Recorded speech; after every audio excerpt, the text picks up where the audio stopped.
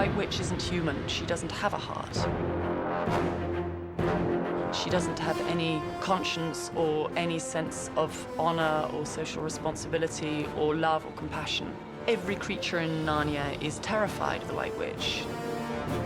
And the real challenge with making the look was that she shouldn't look man-made, that she should look fantasy, that she should look like a creature rather than a lady with makeup on or a metal crown, and that she should look modern, which was the really interesting part.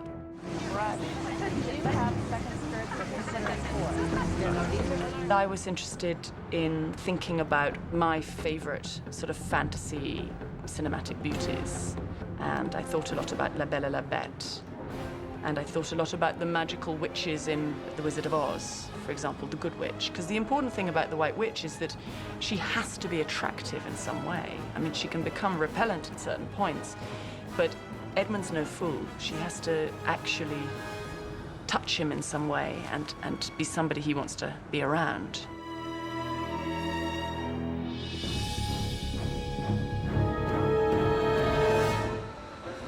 The idea we worked on with the costume was that it would be like a sort of mood thermometer, that it would morph with her mood. It's not as if she changes dresses, but the dress itself changes shape and color according to how things are going for her. We broke her character down into 7 changes. We start when we first see her. She has no idea that there's any threat to her world, and she comes across this human. She's in a beautiful state of ice. She's in her sleigh. She's in the snow. We move the second time to the dungeon. In the dungeon, her dress fills out into what we call the full Monty, and it changes into exactly the environment of her castle. And as the children enter, and as her power starts to disappear, we start to see her whole silhouette melt, and her colors get grayer, and she starts to lose. Her crown is about 50% now. And from there, we go to the White Witch's camp. And now her dress is completely bottom heavy. It's gone into a deeper gray smoke color, and her crown is smaller and smaller. The next scene is Aslan's camp, where she comes in professed as the Queen of Narnia, in all her glory, carried by her 4 Cyclops, and her dress shoots out again, and she's in platinum. It's like her coronating herself again. From there, we move to the execution, or the stone table, where she is in midnight blue with a black rooster on her shoulder, which is a bit ritualistic, which is what the whole scene is about. And then she becomes a warrior and goes into battle.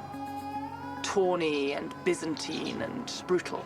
And there's no hint of snow or femininity or softness. That Marie Antoinette beauty is gone. Thank you, monsieur.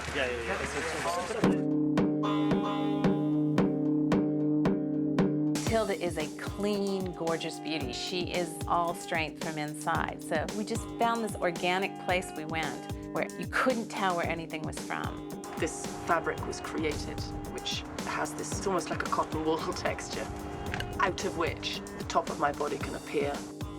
We made the fabric, we made the lace, we sewed it on the machine and burnt out the back of it and hand stitched it on. We made them all here in our workshop. What makes it otherworldly is just, you don't really know what it is. You can't really see.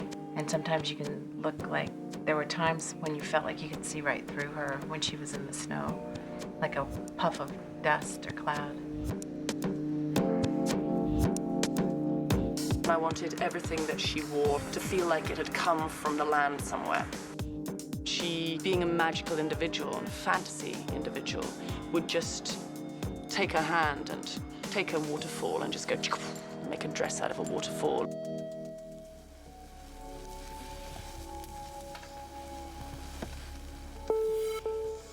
She'd cover herself in brutal fur because she could, and because she was that cruel and that feelingless. She's so cruel to the animals. So we thought through her accoutrements, through her furs, we would show how brutal she was with the animals. Something kind of fabulous about all these collars is you end up with Aslan. She goes into the battle wearing the scalp of her opponent, this lion's mane. So she'd cut off Aslan's mane and made a fur collar out of it. She's a nasty witch. That's Helen's favorite wine. Georgie. Welcome. So I gave her a bottle of something. And to the world of extreme drag. Just looking for something that was modern and that played away from the great cliche of a villainess, that she should have black hair or red lips or red nails or black eyeliner. The idea that she would maybe have a clean face and look more Aryan than dark. How long does this take each day? About an hour and a half. So you have to get the hair as flat as possible underneath the wig so it fits, so it's a perfect fit. And now we've kind of extended it into a bit of a punk range. It's something that's actually quite simple, like don't really pop.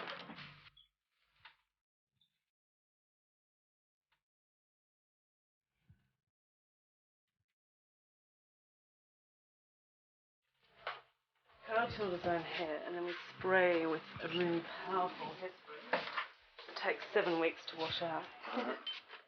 That's how you get the integration? Yeah.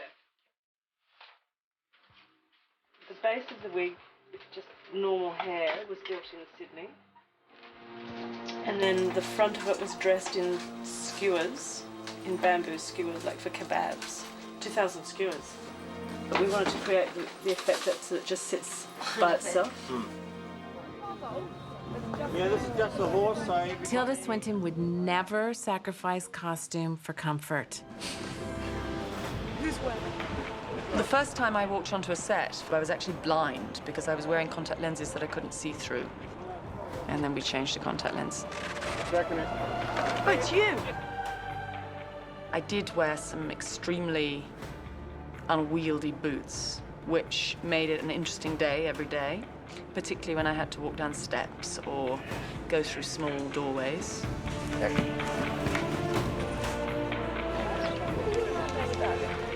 She's an actor who comes from performance art, so I think she was equally as willing to embrace the limitations of the stature of the White Witch, and some of those things actually helped her find a character. Slipping off the sledge. The look of the witch was 85% of my work. So these are just a few elements that we were playing with, and it was great fun to play with them.